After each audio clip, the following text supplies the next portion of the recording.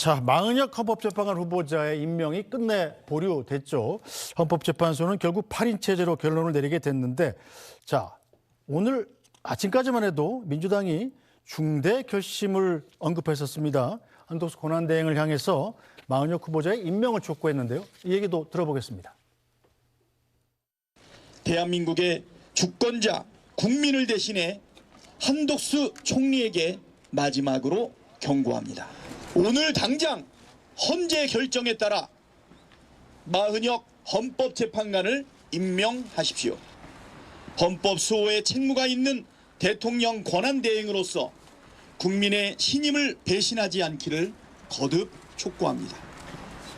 오늘까지 마은혁 재판관을 임명하지 않는다면 민주당은 헌법과 민주주의 수호를 위해 헌정 붕괴를 막고 국민을 지키기 위해 국회가 해야 할 일을 할 것입니다.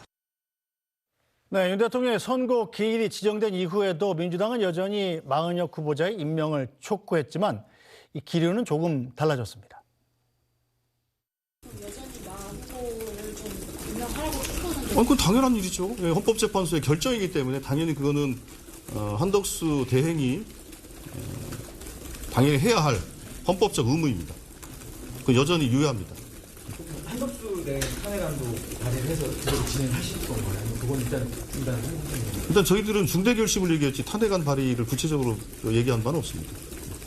그 중대 결심도 오늘 이제 발표를 하거나 할 계획은 이루어진 거죠? 근데 이러저런 평가를 해봐야 되겠죠. 네, 자, 홍익표 전 원내대표, 일단 마은혁 재판관 임명을 오늘까지 안 하면 중대 결심을 하겠다, 이런 박찬대 원내대표 얘기가 있지 않았었습니까? 예. 이거는 좀 어떻게 되나요? 저는 이 문제는 상황이 많이 바뀌었는데. 예, 그러니까 한덕수 권한대행이 좀 현명한 판단을 해야 됩니다. 지금 아까도 저희가 논의했던 게 헌법재판소의 결정을 따르라는 거 아니겠어요? 네. 탄핵 여부에 대해서.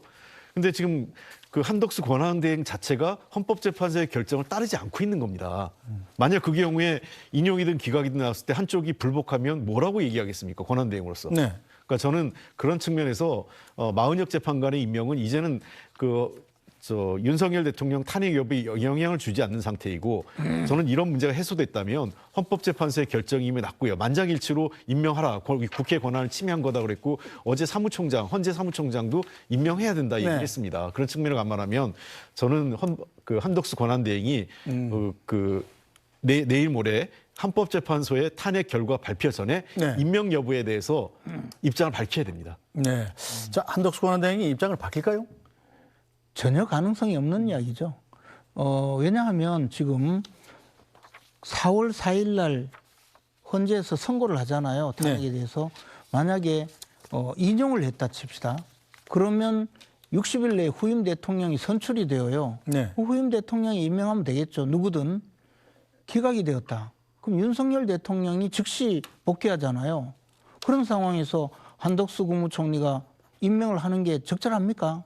그러니까 이게 애당초 불가능한 이야기를 지금 하고 있는 거예요. 거기다가 마은혁 재판관 후보자는 사실은 수차 지적이 되었듯이 인민노련을 실질적으로 이끌던 분이고, 그 단체는 과거에 대한민국의 국채, 정체성, 대한민국의 존재 자체를 부정했던 분으로서 지금까지 공개적으로 전혀 그 마음을 바꿨다는 사실을 인정하지 않았다, 이런 비판을 받고 있는 분이에요. 사실관계는 잘 모르겠는데. 그러면 이런 분이 그 얘기를 이런 분은 아니 그런 비판을 받고 있어요. 그런데 그런 분이 딴 자리는 내 몰라도 헌법을 수호하겠다는 헌법재판관이 되는 게 말이 됩니까?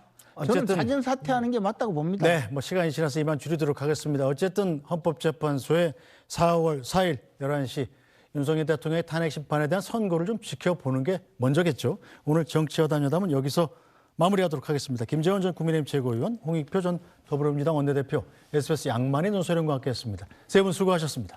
감사합니다. 네, 뉴스브리핑은 잠시 뒤에 돌아오겠습니다.